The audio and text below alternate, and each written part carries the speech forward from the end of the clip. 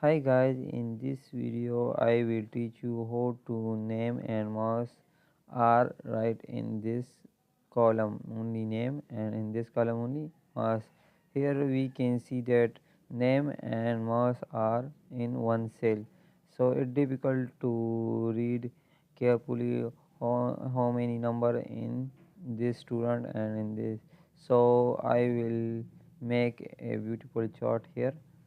So we can click here and write a formula like equal takes